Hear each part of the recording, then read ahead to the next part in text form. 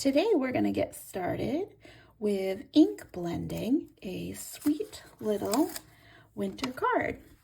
So I have the Waffle Flower mini postage die already cut, and I'm just going to use some sticky notes, and I am tearing off on the sticky edge so that I can create a small snowy hilled area here. I'm going to go ahead and mask off the other portions of this so that it will not have the ink run from one section to the other. Even though I will ink blend on all of these parts, I do want to be thoughtful about what colors I'm getting where. So I have 3 of my distressed oxide colors that I'm going to be using. I'll be using primarily the chipped sapphire and the faded jeans for the sky. And I have my small ink blending brush. And it is a new brush, so it's probably going to take some work to get all of the color on that I would like to get on.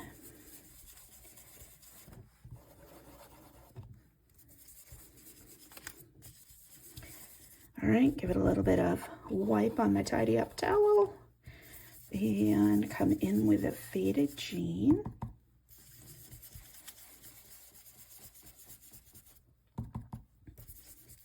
Just helps to give a little bit of dimension to have a couple of the different shades of blue here.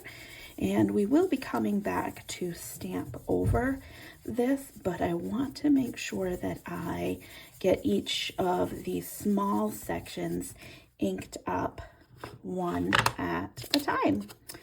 So I'm going to go over, I'm going to peel that off, slide to the next section.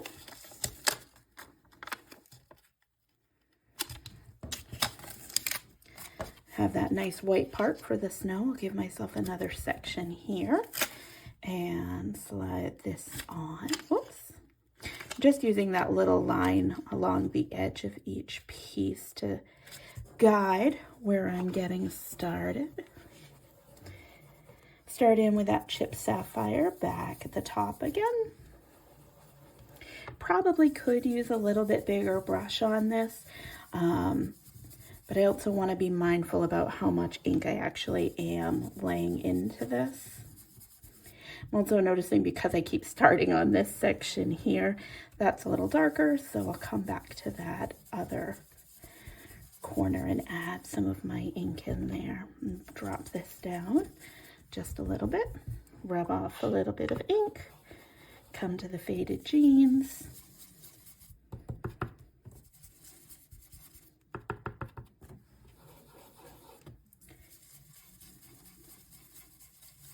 Get a pretty good looking blend on that. Doesn't have to be perfect, simply because I know that I'll be stamping over it and be adding in some detail. All right. And I'm actually going to slide my pads down here. Oops. I'm going to come up and do this small section. And let me get just a little bit of snow there because of what I have planned. Go ahead and start with that chipped sapphire at the top.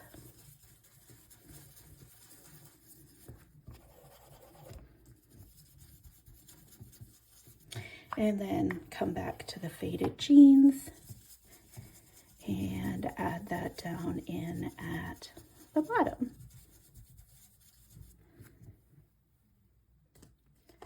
The next section that I'm going to do is this long and thin rectangle. I know that's where I'm planning to put my sentiment. So I'm actually going to block the entire thing with the straight edge Post-it notes. And I'm going to do this a little bit differently in that I'm going to have the center of it be a little lighter on the blue side. I'm going to bring in my stormy sky and just wipe some of that ink off on my tidy up towel because I want it to stay that lighter color. And we'll come in here and really mix that in on that center section. This will make it highlighted, and that black ink that I'm planning to use for my sentiment will show nicely there. So I've got that section done. I'm going to come over with my chipped sapphire, whoops, and go around the outside edges. I feel like that really helps to pull your eye in to that center area. It will dry back just a little bit. All right, I'm going to use my larger blending brush, and I'm just rubbing off some of that extra ink. It's pretty dark, so I'm going to come back in with that stormy sky in the middle.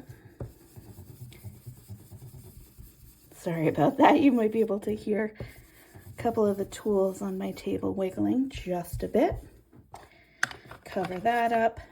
Come back to that chipped sapphire, blend that around the edges, and give that a couple of minutes to blend and dry and see how it looks when it finishes that drying process. Now for the part that I think looks really cool. I'm going to mask off this tall, thin rectangle. Get it just so. And we're going to make this look more mountain-like with the Post-it note that I tore. So I'm going to come in with the stormy sky, get a little ink on my brush, and just barely put a little bit along that torn edge. Then as I pick it up, you can see it leaves a little bit of color, and then I'll put a little bit of an angle there, give it just a little bit of color, nothing too crazy, and start building this up. Probably going to go about halfway with this. And I do have a couple of other notes that I have torn just so it doesn't look too much the same as we build up our height.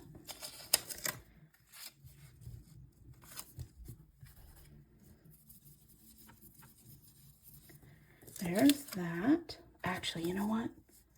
Well, okay, I'll go right here for my skyline. Let me start with the faded jeans at the bottom.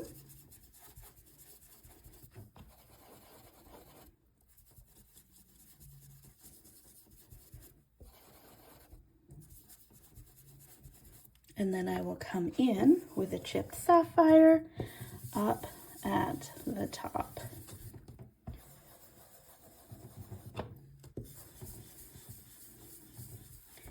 And I'm okay with it being a little bit more bold in that blend. It's not as even because we've got something else fun we're going to add in. So, okay. So I went through and removed the Post-its from all of my ink blending. As you can see, I did make a handful of different ones just because I'm going to give this as a gift set. So I will show you a little bit of how I'm going to stamp this and make it look amazing. I have the Waffle Flower Winter View stamp set. I'm going to start by putting my house in, and I do want to make sure it's into the snow so that it does have that grounded look. And I'm going to grab my VersaFine Onyx Black ink, and I will ink up my stamp. I am using my Misty so that if I have any difficulties with stamping, I can go ahead back in and just add another layer of ink for that stamp. So here we go with that. I'm gonna use my little tidy up towel here, clean off the extra ink and wipe off the cover of my Misty. Take that one off. And then I did want to, let's see, probably use a medium-sized tree here. Again, making sure to ground it in the snowy area. Pick that up, and I'm going to slide this back down. I'm going to slide my bar magnet up just because that did have a lot of stick to it, and double checking to make sure it's going to land where I'd like it. So I'll ink that up, drop it down, let it hold for a moment, transfer that ink. As I anticipated, I am going to want to add another layer. And I'm pretty pleased with that. I think I'll just add a wee bit more, and that is good for that particular spot. Wipe off my stamp and get ready for the next bit. I am going to use this little cable tower, and I'm going to put a few of them in, and then let's see, just making sure I anchor that in the snow. Then I'll come back and maybe add a cable car. I've already got the cable pieces on an acrylic block. All right, landed that in there. Add a little more ink.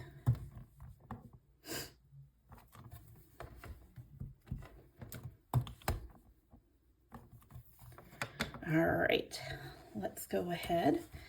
I'm going to clean that off pretty well, simply because when I go to put it down in the next spot, I don't want any of that ink to transfer. So I'll come over here, and I don't know if you can see it or not, but there are small little snow mounds that I was able to make with my lightest color ink. Pick up my, oops, let me slide that up a little. Pick that up, and while I thought that I had done a pretty good job, you can see that I did leave a little bit of ink behind. Not really a big deal. Just go ahead and stamp it. And because that's in the white, it doesn't need to be inked as many times. I'm going to go ahead and hopefully wipe this a little bit better than the last time that I wiped it. And put my last cable tower here. And I am going to slide that bar magnet over just to make sure that if I have to restamp, I can, and I don't have to worry about that shifting. I do think I'm going to add just a little more ink there. Pretty happy with that. Okay. The next step that I'm going to take is adding the cables. So I have one cable here and one cable here. I really don't want to go on these perforated edges, so I've cut a little bit of Gina K's Masking Magic, and I'm going to mask it off to the best of my ability between the perforated lines. And it might not be 100% perfect, but I think it will do the job nicely. Now, I think the other part of things that I want to do, I want to mask off the tower so that if my line extends, it doesn't go off into no man's land. So just use these small Post-its to block that off. and go here. Now, this is the part that, to me, is a little bit tricky. I'm actually using an acrylic block, and this is not my strength. But I also know that with the Misty, I've tried it a couple of times and didn't get it exactly the way I want it. So we're going to give it a try here. And I'm just going to let it sit for a moment to see if I can get that ink to transfer the way that I hope it will. If I don't, not a huge deal. I can always go back with a black pen rather, and fill in that inky line. Not too bad. A little bit light here, but a couple of things that I can do to help mask that. Not better than awful. Okay, and then I'm going to come and mask this tower off. And I'm going to ink this block back up with that VersaFine Onyx Black. And I'm going to have that cable come from here up to here. Woo, it's not a climb I'd want to make in one of those little cars, but we'll go with what we got. All right, so I'll let it sit for a moment and we'll see how it comes out.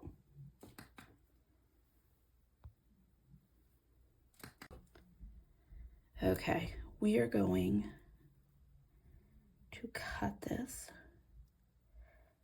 right there. Here's hoping I haven't completely destroyed it. And I'm going to do it in 2 different stages. So go ahead, pick that up, move the bar magnet over, add the ink,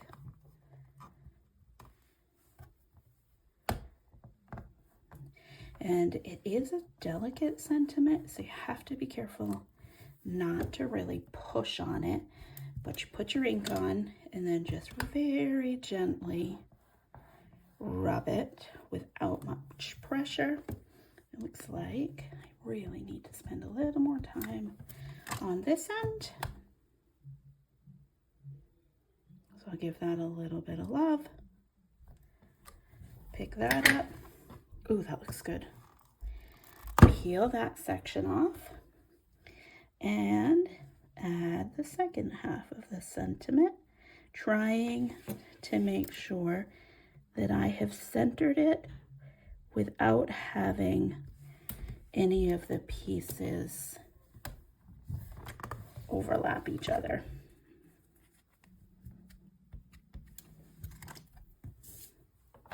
Here we are.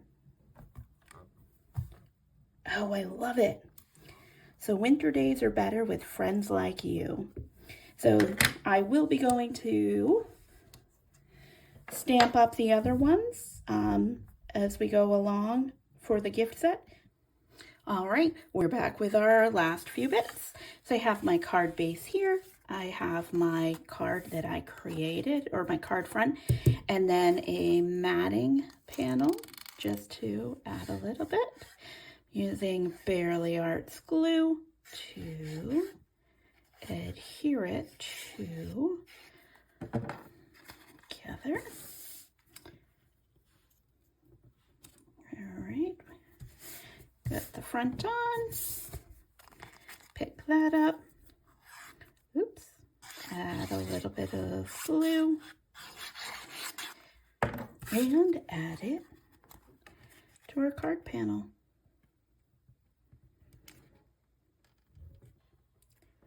That is just adorable. All right, so here's my finished card. Make sure, as always, that you sign the back of your card so that the people that receive it will remember who was thinking of them.